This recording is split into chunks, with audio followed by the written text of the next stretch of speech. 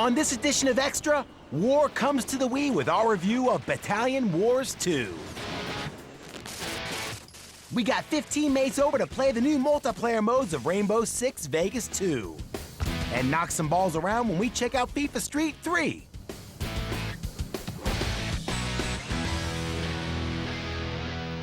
Hi, my name is Philippe Carrier. I'm a game designer at Ubisoft Montreal, and I'm working on Rainbow Six Vegas 2. Today I'd like to show you the multiplayer aspect of Rainbow Six Vegas. There are two brand new multiplayer modes in Vegas 2. One of them involves two teams squaring off against each other, but with one player on each side being randomly appointed team leader. Here he is. New aspects of multiplayer in Rainbow Six 2 are actually the new game modes that we created. One of them being Team Leader, which is a game mode where two players are chosen randomly to be leader, and the objective is to reach the extraction point. Okay, fairly straightforward. Got anything a bit more dramatic? What's the other new game mode? We also have another game mode that's a variation of Attack and Defend. It's called Demolition. It's our take on the bomb mode that's been popular with Counter-Strike before. There's a bomb on the ground, the attackers pick it up, they choose to place it at either site A or B. Once the bomb has been placed, the site will light up. Both teams will know that that's where the bomb is, and now the defender's objective will be to defuse the bomb. There's visible signs in the map that will point you in the right direction, along with HUD indicators. By looking at the HUD indicators, I know that site A is white, so site B is red, which means that the bomb is in place at site B. The timer at the bottom left of the screen tells me how much time is left, so with 20 seconds left, there's really no time to waste. On the attacking team, any team member can pick up the bomb and go place it.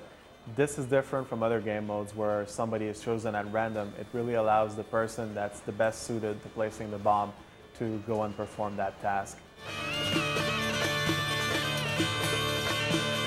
That's the bomb there. And there's you shooting at anyone trying to defuse it. The idea is to hold back the opponents until the bomb goes off.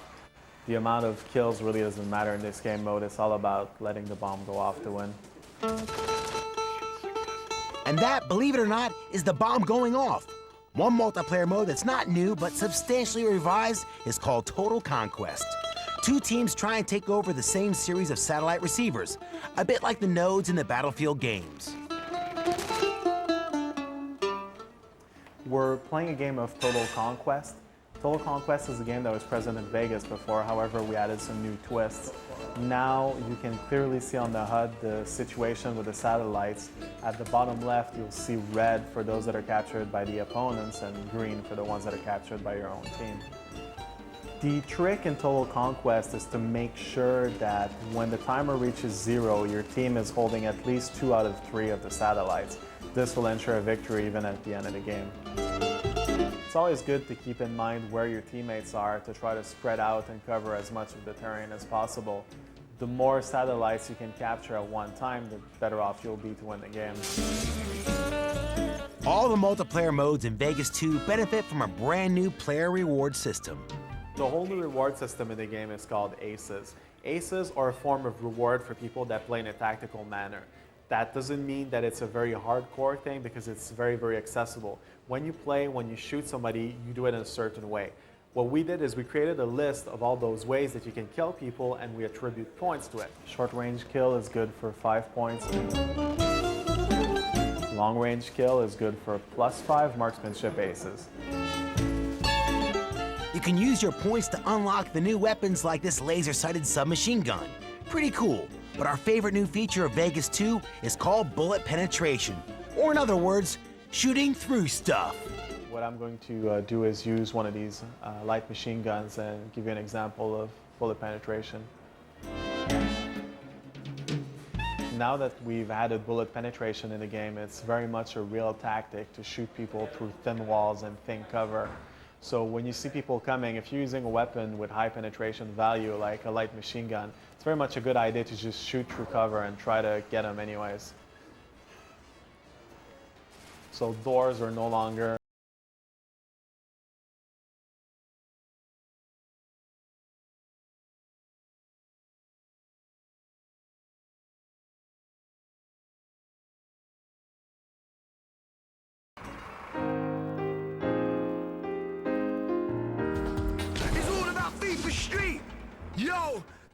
It's been a bit of an uphill struggle for FIFA Street.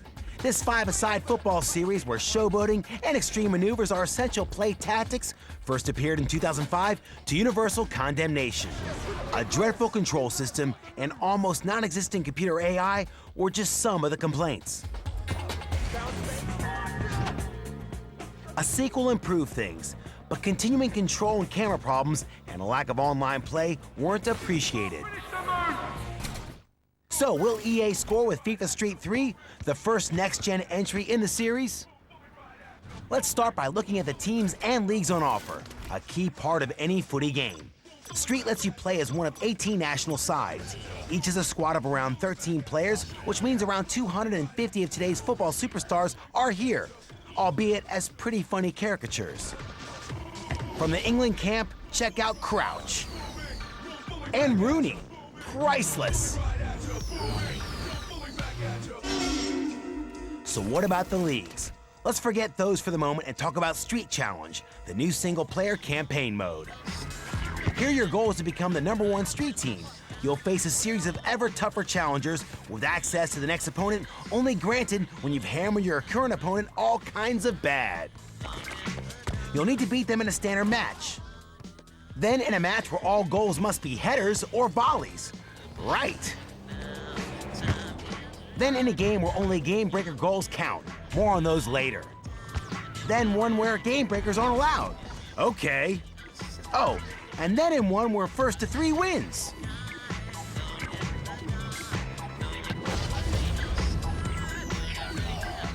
And if this doesn't sound your cup of tea, tough. In single player, there aren't any other leagues or tournaments. When you consider FIFA 08 has over 600 different teams and 30 leagues, it's clear FIFA Street 3, which doesn't even have club sides, is very much the underfed, underfeatured little brother.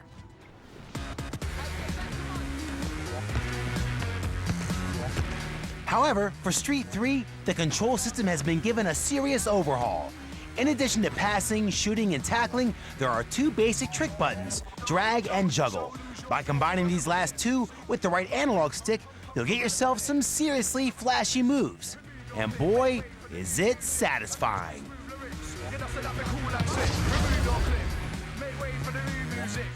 Performing tricks fills up a power bar. When this flash is full, hit the right shoulder button to activate the game breaker mode.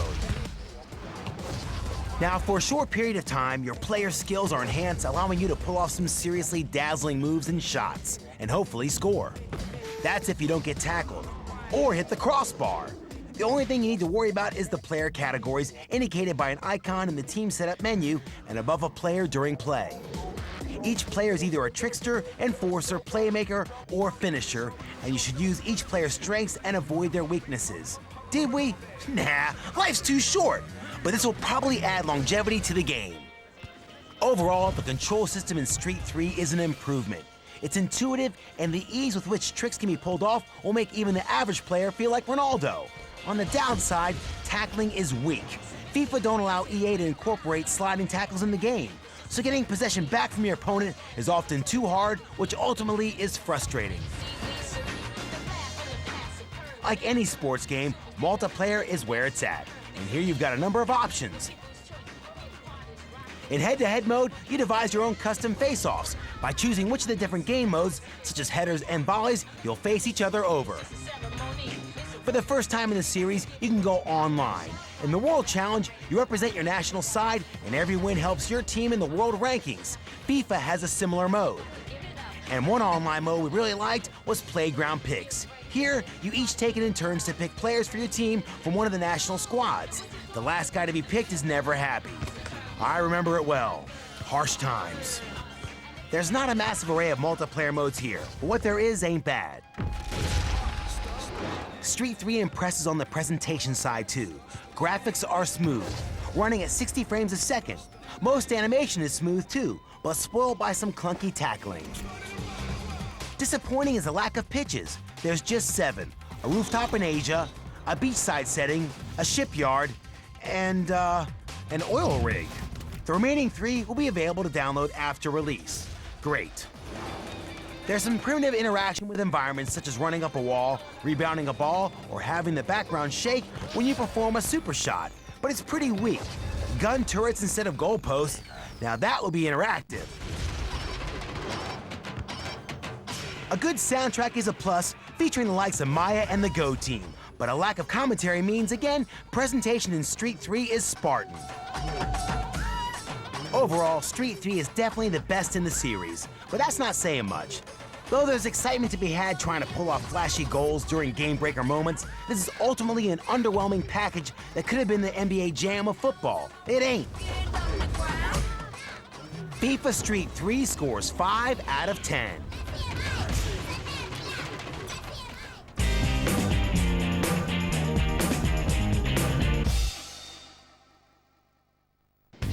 What about this?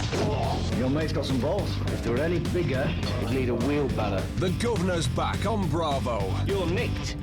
And to prove he's the most PC-DC, we're showing both series back-to-back.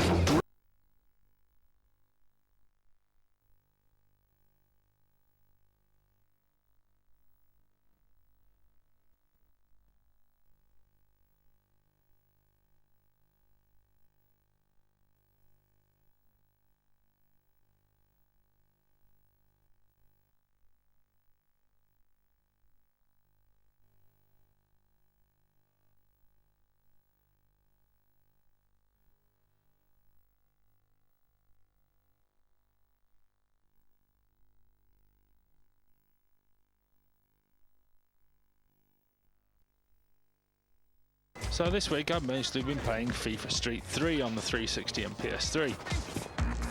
And I'm going to show you how I've learned some fancy footwork playing England against Greece.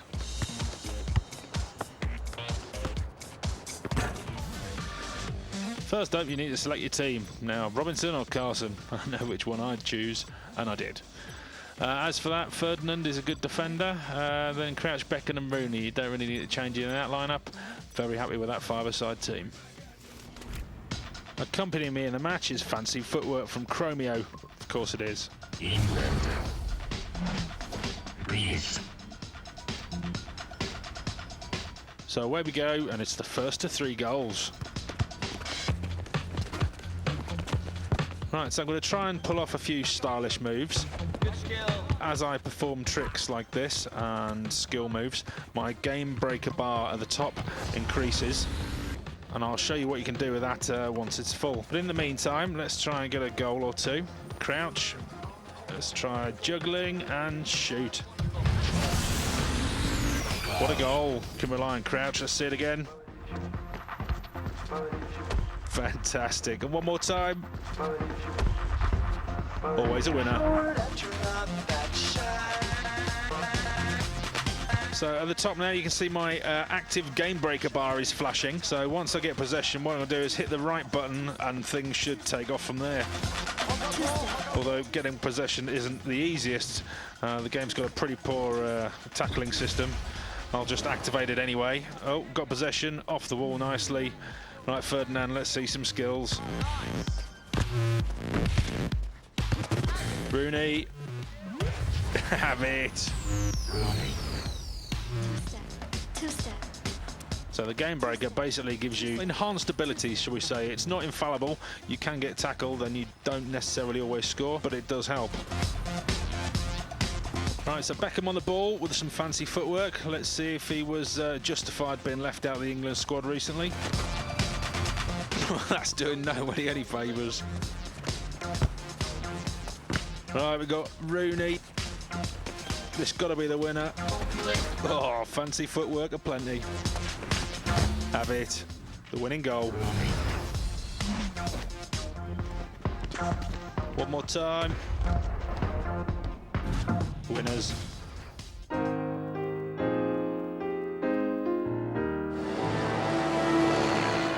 Shocks away and tally-ho, old son. Battalion Wars... sorry, Battalion Wars 2 is heading to the Wii faster than we can think of any more tatty RAF cliches. You better be right about this super weapon, Colonel Windsor. The original Battalion Wars was out for GameCube in 2005, and fans of the third-person action strategy game will know exactly what to expect from the sequel. The aim of the game is to defend or attack different countries with the aid of your battalions. It's basic war. The nunchuck control stick controls your... For those that aren't aware of the original, the first thing we'll deal with is how you go about playing it. You start off the game completely alone, but towards the end of the first level, you gain some soldiers known as grunts. They're basically at your beck and call and will do all your dirty work for you. To command them, simply point at what they need to do with the Wiimote. Press Z to lock on, then press the A button to issue an order. Sounds simple, it is. Hurry ahead, Commander. Our anti-air vehicles are under threat.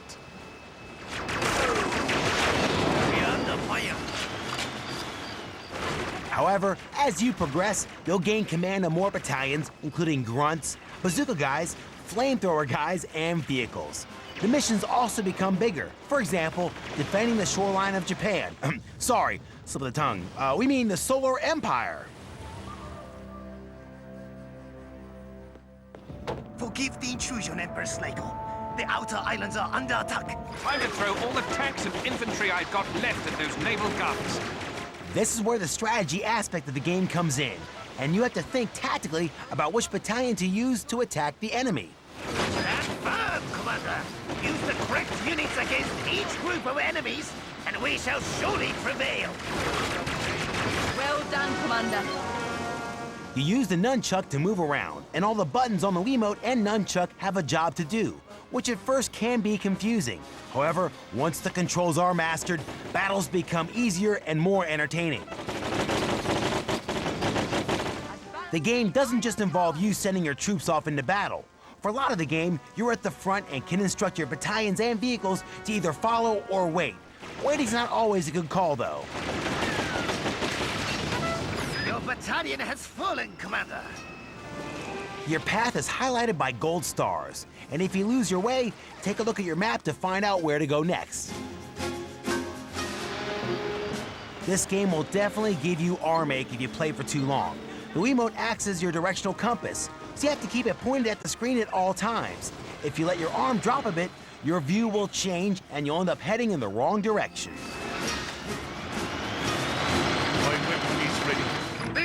Luckily, the missions are broken up with cutscenes and saved after each small task, so there's plenty of time to rest your weary arm. One of the fun things about Battalion Wars 2 is that it doesn't take itself too seriously, and there's tongue-in-cheek humor in every mission, which are totally fictional, of course. Glad we got posted to the Solar Empire, General? Garrison duty has its perks, I suppose. This game would definitely benefit from some split-screen multiplayer, but unfortunately, this isn't an option. Online multiplayer is, which involves either playing co-op or against others to either defend or attack an infantry. But the game certainly prioritizes the single-player campaign. The graphics won't blow you away, but the cartoon-style cutscenes inject fun into a subject normally reserved for serious first-person shooters. Whatever do you mean, Commander Pierce? Anglo-military intelligence is second to none. We're not sure who Battalion Wars is aimed at. Certainly not your hardcore war gamer, but curiously, not the normal Wii casual gamer either. But we definitely recommend picking it up and having a go. You might be surprised how much you enjoy a lighter war game. I've received word that a full-scale invasion is underway.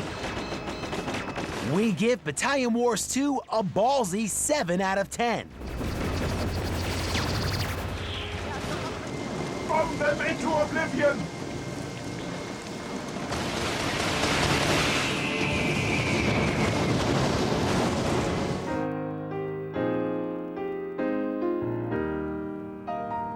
Battalion Wars 2 starts with a prologue, an episode out of the history of the Solar Empire. Centuries ago, a dark shadow was cast over the globe.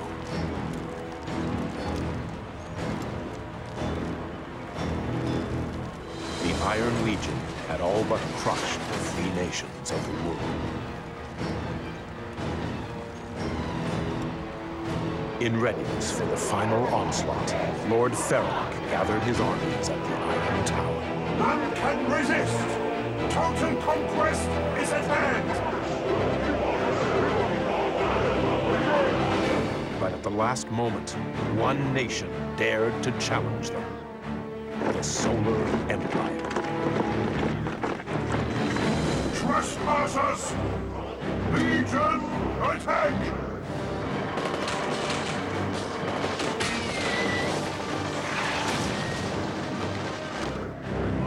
There was little hope of victory, but Empress Ka-Len had hatched a desperate plan. Hurry, brave warriors.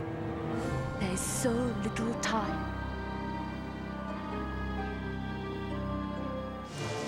Your attention, Commander.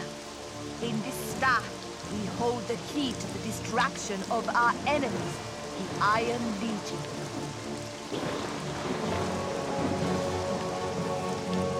A strike battalion will take the staff to Lord Ferroth's stronghold and bring an end to the Lightning Wars.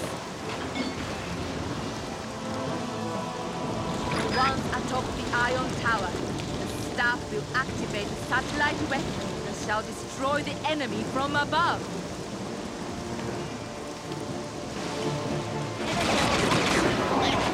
After hours of ceaseless searching, you eventually find the staff and take it to the Iron Tower. The duty of taking the staff to the Iron Tower now falls to you, Commander. Against all odds, you have reached the Iron Tower. Well done, Commander. Infiltrating the Iron Tower, Ka-Len's foot soldiers deployed the staff to draw down the power of the sun.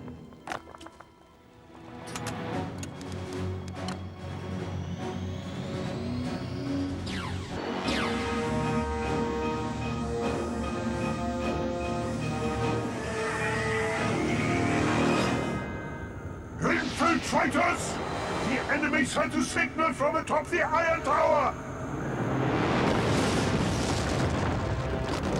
No! The Legion shall not be undone!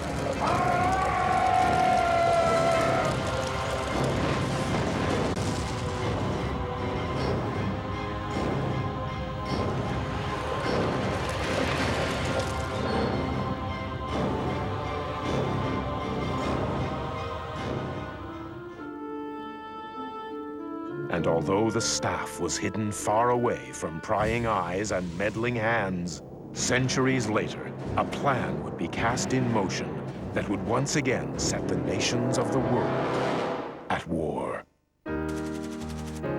That's it for extra, dudes. If you got to be good, be litigious. Toodle pips!